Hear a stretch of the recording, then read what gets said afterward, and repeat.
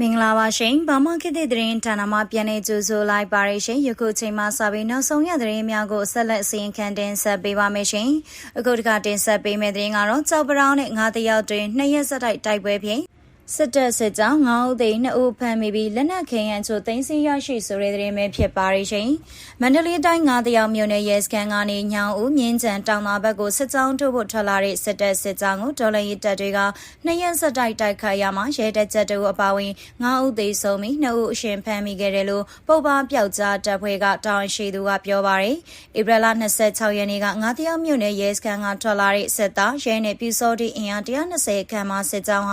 တော်မြကျေးရွာနဲ့တရားကျေးရွာကိုဝင်ရောက်တပ်ဆွဲခဲ့ပါတယ်။အဲဒီကနေဧပြီလ29ရက်နေ့မှာတောင်ကမောက်ကျေးရွာကိုစစ်ကြောင်းထိုးလာရလမ်းမိုင်းမှာတော်လှန်ရေးပူးပေါင်းတပ်တွေနဲ့တိုက်ပွဲဖြစ်ပွားခဲ့တယ်လို့သိရပါတယ်။ပထမဆုံးကကျွန်တော်တို့ PGF နဲ့21ပကံအဖွဲ့ရဲ့ရှေ့ပြေးကင်းတက်စိတ်နဲ့အရင်တိုက်ပွဲဖြစ်တဲ့တနင်္ဂနွေလောက်ကြာတော့လက်နက်ခဲယမ်းမရှိတော့တာမို့နောက်ဆုတ်ပေးလိုက်ရတယ်။အဲ့ဒီအချိန်ပကံဘလူးနဲ့တခြားမဟာမိတ်တပ်တွေရောက်လာပြီးထပ်ဖြစ်ကြသေးတယ်။ပြီးတော့လေရင်ပစ်ကူကြောင့်နောက်ဆုတ်ခဲ့ရတယ်လို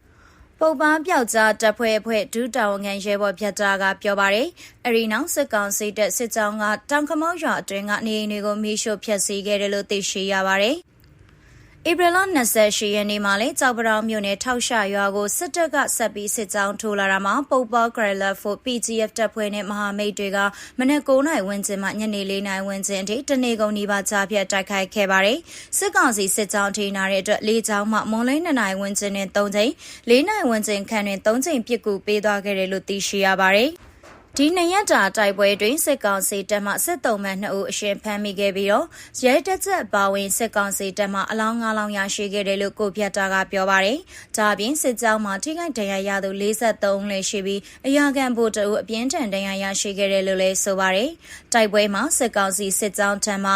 M22 2လက် equipment တစ်ခုလက်ပစ်ပုံ3လုံးစကားပြောဆက်4လုံး 7.62G 80တောင်းနဲ့အခြားဆက်ဆက်ပစ္စည်းတွေသိမ်းဆည်းရမိခဲ့တယ်လို့ PGF ကထုတ်ပြန်ပါတယ်။အခုတိုက်ပွဲဟာຫນွေဦးတော်လိုင်းကာလာတွင်ကြောက်ပရောင်မြို့နယ်မှာအပြင်းထန်ဆုံးနဲ့ပထမဆုံးတိုက်ပွဲကြီးဖြစ်တယ်လို့ဒေသခံချို့ကပြောပါတယ်။ဒီနေ့ရက်တာတိုက်ပွဲကိုပုပ္ပဂရလာဖို့ PGF တပ်ဖွဲ့ပကံပြည်ဘလူးတက်21ပကံမြင်းချန်ခရိုင်တရင်3ညောင်ခရိုင်တရင်4ထောင်းရင်သွေးတပ်ဖွဲ့ညောင်ခရိုင်ပကဖမိုးမကပျောက်ကြားတပ်ဖွဲ့ကလုံပျောက်ကြားတပ်ရန်ကြီးအောင်တပ်မန်ပါခိုင်ပြည်သူ့ကောက်ရေးတပ်ဖွဲ့ Scorpion People Defense တို့ပူးပေါင်းတိုက်ခိုက်ခဲ့တာလို့သိရပါတယ်။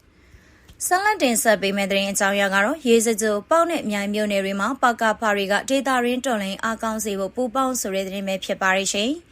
မကွေးတိုင်းပခုတ်ခရိုင်အတွင်းရှိရေစကြိုပေါက်နဲ့မြိုင်မြို့နယ်တွေမှာပြည်သူ့ကောက်ရေးအဖွဲ့ပကဖတွေကဒေတာရင်းတော်လိုင်းအားကောင်းစေဖို့အတွက်ပူးပေါင်းဆောင်ရွက်သွားမှာဖြစ်ကြောင်းရှမန်နီကပူးတဲ့ထုတ်ပြန်ခဲ့ပါတယ်။ရေစကြိုပေါက်နဲ့မြိုင်မြို့နယ်တွေမှာမြို့နယ်စုံတိုက်နယ်ရက်ကြီးပကဖတွေအနေနဲ့စစ်ရေးကိစ္စရက်တွေအရာဖြစ်စေနယ်မြေအတွင်းအဖွဲ့အစည်းအချင်းချင်းတစ်မြတ်ကောင်းမြတ်စွာရေရှည်ဆက်ဆက်နိုင်ရေးနဲ့အပြည့်အစုံလိုအပ်ချက်တွေကူညီပံ့ပိုးပူးပေါင်းဆောင်ရွက်နိုင်ရေးအတွက်မြို့နယ်ပကဖတာငန်တွေကမြေပြင်မှာတွေ့ဆုံပြီးကောင်းမွန်တဲ့နေဆွေးနွေးဖလှယ်မှုတွေပြုလုပ်ခဲ့တယ်လို့ဆိုပါတယ်။မြေပြင်မှာတွေ့ကြုံနေတဲ့ပကတိအခက်အခဲတွေပေါ်နိုင်ငံရေးစစ်ရေးနယ်မြေလုံခြုံရေးနဲ့ဒေသရင်းတော်လှန်အားကောင်းစေဖို့အတွက်စိတ်တူကိုယ်တူတသားတွေလက်တွဲညီညာစွာဆောင်ရွက်သွားမှာဖြစ်ကြောင်းအဆိုပါမြို့နယ်ပကဖတွေကအသိပေးထားပါတယ်။ဆက်လက်တင်ဆက်ပေးမယ့်သတင်းအကြောင်းအရာကတော့ကော့ဂရိတ်မှာနှစ်ပတ်တိုက်ပွဲဆက်လက်ပြင်းထန်နေဆိုတဲ့သတင်းပဲဖြစ်ပါရရှင်။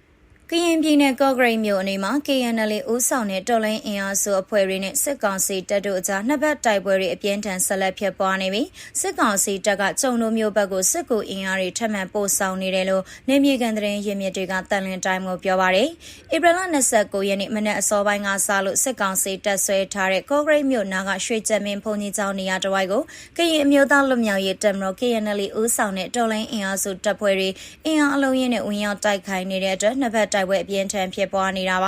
လက်ရှိမှာစစ်ကောင်စီတပ်ကကျုံတို့မြို့ဘက်ကိုတပ်ကူတွေထပ်မံပို့ဆောင်လာနေပြီးကျုံတို့မြို့ခြေဆိုင်ခမာရ945ဂျိုင်းကော့ဂရိတ်တရားစစ်စင်ရေးဂိတ်တွေနဲ့ဂျိုင်းယိုမဟာဂျန်ကလေးရွာတဝိုက်မှာစစ်ကောင်စီတပ်ကအင်အားအများပြားနဲ့တပ်ဆွဲနေရယူထားတယ်လို့ဒေသခံတွေကဆိုပါတယ်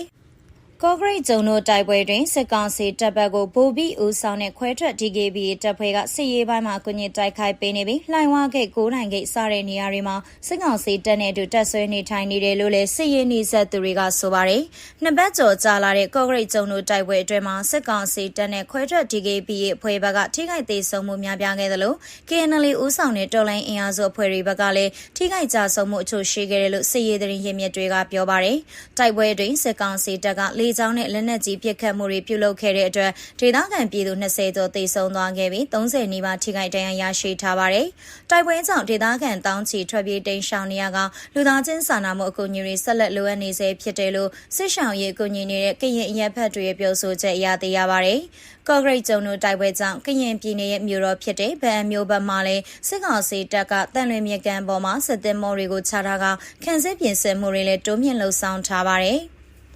ဆက်လက်ပြီးလာရှိုးပြန်ပေးလိုက်ပြီးမှုပြောတင်ပြီးထင်လို့ပြောရသောစကားဆိုတဲ့သတင်းဆောင်မကိုတင်ဆက်ပေးပါမယ်ရှင်။ပရမဦးစွာအနေနဲ့ EOS တွေကိုအပြစ်ဆိုဖို့ကျွန်တော်ဘက်ကမရှိသေးဘူး။ဒါပေမဲ့လောက်ရတိုင်းကိုလည်းကောင်းကလို့လှုပ်တာပါဆိုတဲ့ဘက်ကလည်းမနေပေးနိုင်ဘူး။သူတို့တွေအတွက်ကတရုတ်ကမရှိမဖြစ်လောက်အောင်မိခိုခဲ့ရတဲ့အခြေအနေမလို့မဖြစ်မနေလှုပ်ပေးလိုက်ရတယ်လို့ပဲမြင်နေဒီ2020မှာကိုရီဘက်ကကလေးတွေပေးဆက်ခဲ့ရတယ်လို့သူတို့ဘက်ကလည်းအကြအဆုံးများစွာပေးဆက်ခဲ့ရတာမို့ဘသူဘက်ကပုံနာပါတယ်လို့နှစ်ဖက်လုံးမပြောသင့်မခံယူသင့်ဘူးဒီတော့အခုအတိကမီးမောင်းထိုးပြချင်တာက EOS ရော NUG ဘက်နှစ်ဖက်လုံးကိုပြည်သူတယောက်အနေနဲ့မီးမောင်းထိုးပြချင်တာပါ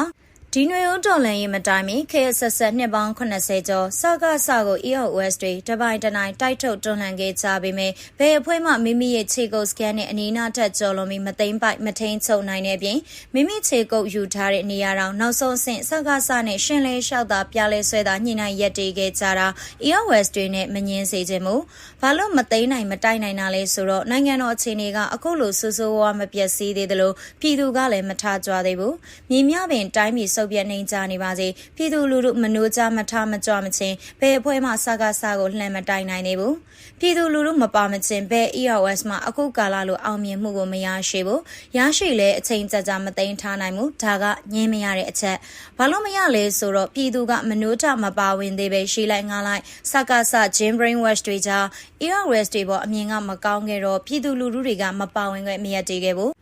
ဒါကလည်းကျွန်တော်တို့ပြည်သူလူထုအများစုညင်မရတဲ့အချက်ကျွန်တော်အပါဝင်တော်တော်များများက EOS တွေကိုသိမယုံခဲ့ကြဘူးလေ brainwash တွေမိခဲ့ကြတာဆိုတော့အခု21အာနာသိမ်းမှာခြေဆက်တွေရုတ်တရက်နိုးထလာမှုကြောင့်ရဲ့ပြည်သူလူထုတွေနိုးကြလာမှုကြောင့်ရဲ့ຫນွေဦးတော်လှန်ရေးပေါ်လာရတယ်ຫນွေဦးတော်လှန်ရေးနဲ့တူ CRPH NUG PDF အစရှိတာတွေပေါ်ပေါက်လာရတယ်NUG representative office အဖြစ်ပြည်သူ့ကိုစားပြုတော်လှန်အစိုးရအဖွဲ့မဖွဲ့စည်းနိုင်ခင်အထိဒေသခံလူငယ် PDF တွေအများကြီးတိုက်ခိုက်နေတယ်EOS တွေရလည်းအခွင့်အသာသလိုတိုင်နေတယ်။ဒါပေမဲ့အခုလိုအောင်မြင်မှုအကြီးတွေမရရှိသေးပဲပျောက်ကြားစနစ်နဲ့သာခုခံတိုက်ခိုက်နေရတယ်။ NUG အဖြစ်တေချာဖွဲ့စည်းပြီးအနာဂတ် Federal တပ်မတော်အခြေခံအဖြစ် PDF ကိုစနစ်တကျတရားဝင်ဖွဲ့စည်းပြီးကာကွယ်ရေးဝန်ကြီးဌာနကာကွယ်ရေးစစ်ဦးစီးချုပ်စစ်ပြူမှမှုအစရှိသဖြင့် EOS တွေနဲ့ပူးပေါင်းတိုင်ပင်ပြီးအကြံဉာဏ်တွေရယူက NUG ရော PDF ကိုပါဖွဲ့စည်းတည်ဆောက်နိုင်လိုက်တယ်။ဒီတော့အာသာချက်ကတော်လှန်ရေးဘက်မှာတဟုန်တို့ထိုးတက်သွားတာအင်အားစုပါရှိပြီးသား EOS တွေရဲ့အင်အားတွေတကယ်တမ်းဆိုစကားစာကိုမရှင်းနိုင်ပါ NUG ရဲ့ PDF တပ်ဖွဲ့ဝင်တွေလှည့်မြန်စွာအစမတန်တိုးတက်လာမှု effort က EOS တွေပေါ်အများကြီးတက်ရောက်သွားမှုရှိတယ်။ဒီအချက်က KIA ရော KNU ရော AA MNDAA TNLA KNDF KNDB KNDO KNLA အကုန်အစုံပဲ EOS မှညင်မရဘူးဒါကိုဖက်တီးဘရူစောတမိန်ထွန်းက NUG ပေါ်လာလို့ရှုပ်ရတာ NUG မပေါ်ရင်ကျွန်တော်တို့ဘာသာလှုပ်လို့ရတယ်တဲ့ဘာလို့တာလဲစကားစနဲ့တစ်ဖက်နိုင်ငံနဲ့ဂျားကပွဲစားလှုပ်ရှားနေတာကိုပြောတာလားငင်းမရတာမငင်းရအောင်ဖာတီရဲ့လူကြီးဖြစ်ပြီးမနောက်လဲလေနော်ဘယ်တော့မှပြည်သူလူထုကိုမစည်းရုံးနိုင်လို့ပြည်သူကမပါလို့ဖာတီတို့လှုပ်ရှားပဲလှုပ်လို့ရတာနော်ဒါကစကားချက်တက် EOS တွေကိုအကုန်သိမ်းကြုံပြောတာမဟုတ်သက်ဆိုင်သူကိုသာဆိုလိုတာပါအပေါ်အပိုက်ကိုပြန်ဆက်ရရင်ဒီအင်အားစုကြီးကိုနီးစပ်ရ EOS တွေကသူတို့စီမှာလာသမျှလက်ခံရှိတာကျွေးမွေးဘေးကင်းအောင်စောင့်ရှောက်စစ်ပညာသင်ပြီးနိုင်တဲ့လောက်လက်နဲ့ထောက်ပံ့ကူညီပေးတာတွေကຫນွေဦးတော်လှန်ရေးသမားများအတိုင်းအတွက်ကြီးမားတဲ့ကျေးဇူးပြုမှုတစ်ခု မင်းတို့အထင်လွဲလေငါတို့ကချက်ပါရဲဆိုတဲ့စိတ်နေစိတ်ထားပဲပြီးတော့2020ခုကတော်လန်ရေးအရွေတစ်ခုကြီးဖြစ်စေတဲ့လိုင်းတစ်ခုဖြစ်ဖော်ဆောင်ပေးခဲ့တာကိုမေ့ထားပြလို့မရဘူးတကယ်တမ်းတိုက်ပွဲတွေဖော်ဆောင်နေတော့လေ PDF လေးတွေကလည်းကြာရနေရကနေအသက်ကိုပေးရဲရဲဝံ့အတူတိုက်ပွဲဝင်ခဲ့ကြတယ်ငါတို့နိုင်ငံသားစိတ်ဓာတ်တွေကိုအတူတကပါဝင်ခဲ့ကြတယ်အခုထင်းထင်းရှားရှားနိုင်ငံတကာအထိကြောတဲ့ညီနောင်သုံးမော်ရဲ့တိမ်ပိုင်မှု AA ရဲ့တိမ်ပိုင်မှု KN ရဲ့တိမ်ပိုင်မှု KNU ရဲ့တိမ်ပိုင်မှုတွေသည် PDF တွေရဲ့ဉာဏ်နည်းပညာတွေပါဝင်ခဲ့သလို EOSD တိမ်ပိုင်နိုင်ဖို့ဈာပြတ်တိုက်ခိုက်ရေးတွေတဲကြီးမဲကြီးဆွဲကောင်းကောင်းဖော်ဆောင်တိုက်ထုတ်ဖြတ်ထားနိုင်လို့အခုလိုသိမ်းနိုင်ခဲ့တာဘယ် EOS မှလက်မခံလို့မရဘူးလက်ရှိအေးဆိုရခိုင်တပြည်လုံးနေပါသိမ်းယူပြီးထိန်းနိုင်တာကပြည်သူလူထုတခဲနဲ့ထောက်ခံရက်တွေမှုပြည်သူလူထုထောက်ခံထားတဲ့အစိုးရနဲ့အစိုးရရဲ့တပ်အင်အားအကူအညီကြောင်းဆိုတာလက်မခံလို့မရသလိုညင်လို့လည်းမရဘူးဒါကြောင့်ပြည်သူလူထုရဲ့နှိုးကြားထောက်ခံရက်တွေမှုတွေစစ်ရေးနိုင်ငံရေးမှာအရေးကြီးဆုံးလို့ခဏခဏထုတ်ပေါ်တရေပေးနေရတာပါကိုယ့်ဘာသာသွေးနှတင်ရောက်ပြီးငါတို့ဘာသာသိမ်းနိုင်တာလို့မထင်မှတ်စေချင်ပါဒါအားလုံးညီညွတ်ပေးဆပ်မှုကြောင့်ရတာလို့ခံယူရမှာပါပြီးတော့ NUG ဘက်ကိုပြောချင်တာက EOS တွေကသူတို့ရဲ့ခံယူရက်တီချက်ကိုအမြင့်ရိပ်ဖန်းတမန်ထုတ်ပြလေးရှိရဲဆိုတာသိမှာပါ EOS တွေသည်သူတို့ပြည်နယ်သူတို့ပိုင်ဆိုင်အုပ်ချုပ်ခွင့်ရဖို့အဓိကဆိုတာရဲ့သူတို့ပြည်နယ်ရဲ့နယ်နိမိတ် buffer zone ထိသာသူတို့ပါဝင်ခြင်းပြီးတတိုင်းတစ်ပြည်လုံးသိမ်းဖို့ကြတော့ NUG PDF ကိုသူတို့ကူညီပါမယ်ဆိုတာပဲဒါကိုလည်းဘယ်လိုနားလဲရမလဲဆိုတော့ EOS တွေကလက်နက်ကင်ချင်းချင်းပုတ်တိုက်မှုတွေရှိလာနိုင်တာကိုရှောင်ရှားခြင်းရင်တော့ NUG ရဲ့ PDF ကိုသူတို့တွန်းလွှတ်ပြီးsupport ပဲလုပ်ပေးမယ်တဘော